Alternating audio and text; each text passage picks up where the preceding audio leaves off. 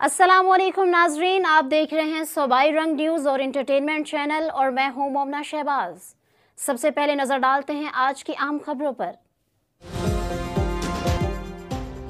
Supreme court में military courts पर civilian trial के फैसले के खिलाफ अपील पर समाअत। जस्टिस जमाल मंदोखी ने रिमार्क्स दिए, इंसदादी दहशतगर्दी अदालत से मुलजिम बरी हो रहा है, इससे फौजी अदालत से सजा हो रही है। इंसदादी दहशतगर्दी अदालत को क्यों नहीं मजबूत बनाया जाता? अदालतों ने फैसला तो शवाहिद देकर ही करना होता है। जस्टिस हसन अजहर रजवी ने कहा, क्या 9 मई का वाक़या दहशतगर्दी से ज्यादा संगीन जुर्म है जो इनका ट्रायल फौजी अदालत में हो रहा है? अच्छी तफ्तीशी अफसरान और प्रोसिक्यूटर रखें तो अदालतों से सजाएं भी होंगी। समाअत कल तक मुलतवी। सुप्रीम कोर्ट में केस की समाअत के दौरान भारतीय जासूस कुलभूषण यादव केस का तज़किरा।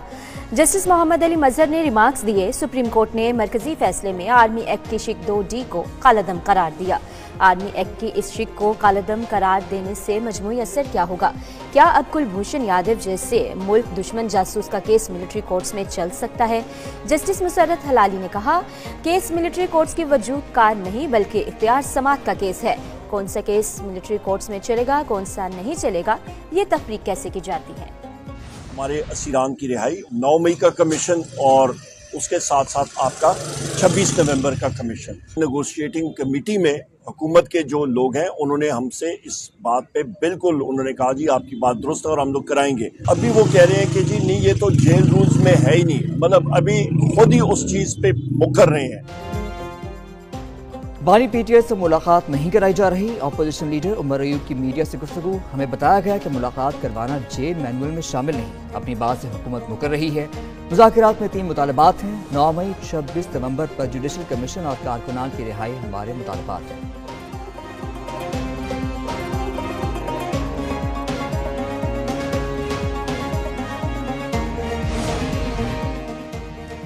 डीचओ के एहतजाज केस की ATC इस्लामाबाद में समाअत। उमर अयूब, जरताज गुल, शेर अफजल मरवत और दीगर की अबूरी जमानतों में 7 फरवरी तक तोसी। मुलजमान के खिलाफ थाना रमना, सेक्रेटरीट, मारगला, कराची कंपनी और कौसार में मुकदमात दर्ज हैं।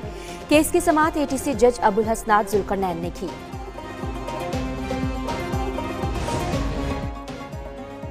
जहाज से ग़िज़ाई अशिया की 40 गाड़ियों का पहला काफिला पाराचनात पहुंच गया। खाने पीने की अशिया समेत दीगर जरूरी सामान शामिल। डिप्टी कमिश्नर कुर्रम अशफाक खान का कहना है, मुतासरीन के लिए लाया जाने वाला इमदादी सामान भी बग्गन लोअर कुर्रम पहुंचा दिया गया। जिला कुर्रम में अमन का सफर शुरू हो गया। कुर्रम में अमन को नुकसान पहुंचाने वाले जिम्मेदारान के खिलाफ सख्त कार्रवाई होगी।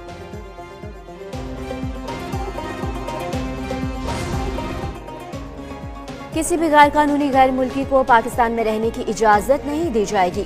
आलमी बिरादरी को मिलकर दहशतगर्दी के मुकम्मल खात्मे के लिए लाया अमल बनाना होगा।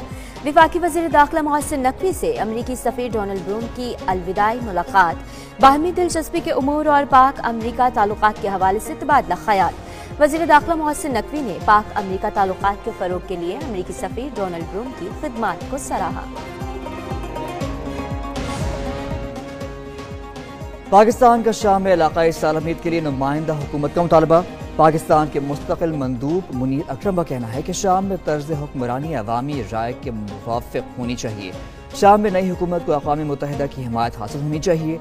नई हुकूमती ढांचे की पुरअमन मुंतकली को यकीनी बनाया जाए। यकीन दहानियों को पॉलिसी में तब्दील और अमली तौर पर नाफिज किया जाना चाहिए।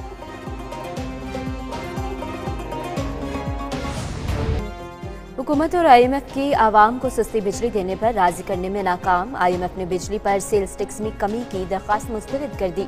विफाकी हुकूमत ने सेल्स टैक्स में कमी पर IMF से राय मांगी थी। IMF के मुताबिक कर्ज प्रोग्राम के तहत नई टैक्सेस से छूट नहीं दी जा सकती। सेल्स टैक्स छूट से टैक्स अहदाफ का हुसूल मुमकिन नहीं रहेगा। बिजली के बिलों पर 18% GST 2 मरतबा आयद है।